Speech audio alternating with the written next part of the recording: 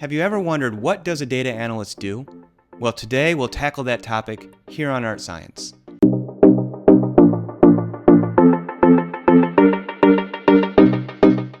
Hey there, I'm Kevin Hartman, Associate Professor at the University of Notre Dame and founder of the ArtScience Analytics Institute, where our mission is to make you a better analyst. Over my career, I've had the good fortune of hiring, training, coaching, and teaching thousands of data analysts. At a high level, analysts are working in data, looking for patterns, and trying to find stories that help them solve problems. But when we look at the day-to-day functions of the analysts and try to get an idea of what it is they do, well, there's really four things. Those four things are planning, collecting, analyzing, and storytelling, all revolving around data. Let's take a deeper look at each one of those pieces now and get a really good sense of what the data analyst is doing at each step. In the planning phase, the goal here is to really identify the right data that you need to solve your problem. Hopefully, if you're doing this right, the analyst is being guided by a very well-designed and organized planning document that's letting them collect all of their thoughts, keep the key questions that they're looking to answer in a single place, identify the data that they want, as well as the data sources that they'll use to collect those data. That stuff is always being checked against stakeholders. And so a big thing that the analyst is doing at this phase is connecting with their stakeholders, bouncing ideas off them, just gaining background information and knowledge. A good plan is going to lay out very clearly the situation around you, the complication that you're facing, the key questions that you need to go out and identify, the hypotheses that you have, as well as the data that you want and where you're going to find it. Now, a lot of that information is just going to come from connecting to stakeholders and getting their perspectives, but you're also really relying on your own personal experience as well as the collective experience of your team. And for that reason, the tools that you're using here are pretty analog. It's your brain and your experience, it's your team's collective brain and their experience, as well as your strategic ability and your thinking, as well as the planning documents that you're using to keep the whole thing concise and moving in the right direction. The next thing the analyst is doing is collecting data that they've identified in their plan. This phase can take a lot of time and it can be very arduous. What the analyst is doing here is gathering, cleansing, and transforming data with the purpose of getting it ready for analysis. When it comes to gathering data, this could be through surveys, it could be through APIs, through external data sources, it could be web scraping, which we really shouldn't do very often, and it could be manual entry, which is absolutely brutal, but sometimes it's the only thing that we can do to get data into the form that we need to analyze it. When it comes to cleansing data, you're really talking about removing duplicates, filling missing values, correcting any errors. You're trying to remove any of those errors in the data that are going to come back and haunt you later on. Now, this can be really, really tedious work. It's super valuable and super important, but it takes great attention to detail, and it takes not a lot of creative thought, just a lot of energy. Once you have your data set all cleansed, now you're looking to store that data someplace. That's going to involve extracting the data, transforming it, loading. That could be done in an automated ETL process. Sometimes there's some normalization or standardization that needs to happen.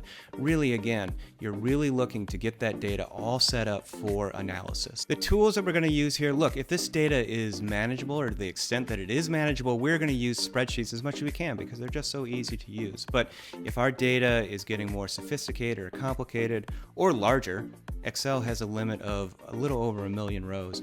We are moving into R or Python or SQL to help us manage that data, particularly on the cleansing piece, because that can be a lot of work. And depending on where our data is or where our data needs to get, it might require us to understand some cloud computing tools like Google Cloud or AWS. And now with the data collected, cleansed, and stored, you are ready to start to have some fun with it by analyzing that data and looking for patterns. When it comes to exploratory data analysis, we are always going to begin with descriptive statistics. These are just the simple statistics that you learned in high school. Mode, median, the min and max of your data. We're going to look for variance to see how much variability there is in the data. We're not reading too deeply into these statistics. They're just helping us get our arms around the data. In fact, if we do read too far into something that's a pretty surface measure like the median, the average number in a data set, we could get ourselves into trouble. Instead, we are just looking for patterns, things that we're going to go a little deeper in. And after we've done the descriptive analyses, now we start to visualize the data. Visualization, even through some simple techniques like histograms and pie charts and other things that we've been using for literally hundreds of years, can help us unlock patterns in data that we just can't see when the data is in a table. If we found some things that are really interesting, here's where we might lean in with some statistical techniques to explore that data even deeper.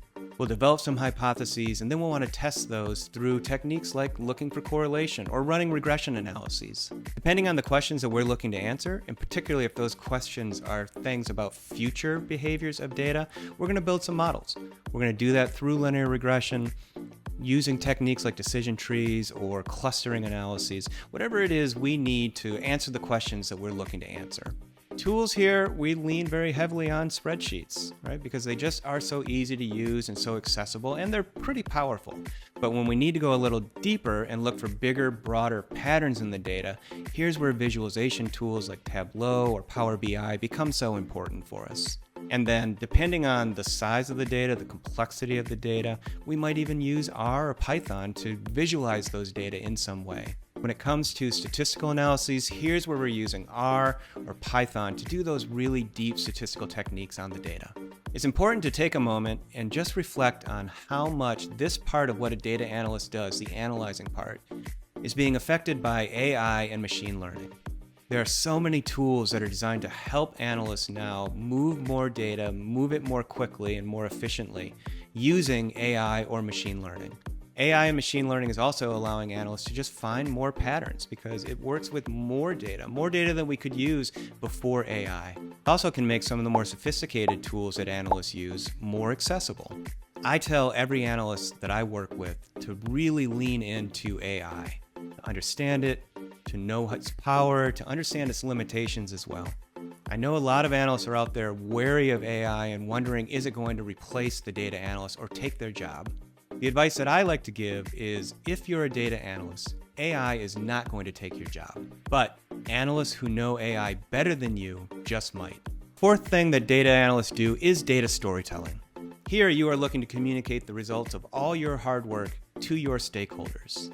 That could be through a number of methods. It could be through reports, just updates on regular analyses that you're conducting, say a campaign performance, or maybe just an update on progress against your project. Could be dashboards, scaled visual tools that are democratizing data across the entire organization and getting data in the hands of people who need it in real time. But what I think is the most important part of data storytelling are the data stories that analysts are telling. This is when we're in a stand and deliver your data story kind of arrangement with your stakeholder. You are creating sophisticated, clear, highly polished presentations that communicate the data story that you are looking to tell in a way that your audience completely and instantly understands it. It's not easy to do and it takes a lot of practice, but that's what we're here to help you with at ArtScience. The tools that we're going to use for data storytelling are really the culmination of all the tools we've used to this point. We'll use spreadsheets to help us manage the data that we're looking to turn into our visualizations. We will use R and Python to conduct deeper analyses and more heavy-duty analyses for some of the reporting that we might do for sure. When it comes to dashboarding, here's where we might use a Tableau or a Power BI or a Click, or Google's Looker Studio is a great tool as well. One of the most important tools that analysts can gain command of to become better data storytellers is just a presentation software. Like Google Sheets, like Apple's Keynote, like PowerPoint. These are the tools that we still use to communicate to one another in business. When we are expected to stand in front of our stakeholder, our client, our board, and communicate a story to them, they're expecting us to show up with a presentation. So even though we are data analysts, if we want to communicate data stories, we need to understand how to use a presentation tool effectively. So those are the four things that a data analyst does, from planning to identify the data that they really need, to collecting it by gathering, cleansing, and transforming and storing that data, analyzing it by looking for patterns through a number of techniques, and then finally telling those stories in an effective way. Data analysts that can do all four of these things are successful data analysts. We're going to spend a lot of time on this channel exploring each of those, but that high-level view should give you an answer to what do data analysts do. Thanks everybody. If you haven't already, subscribe to this channel, like this video, Forward it on to anyone else you think is interested in data analytics topics, and sign up for our e-newsletter where you'll get great content and resources every single week. Thanks again for watching. We'll see you in the next video.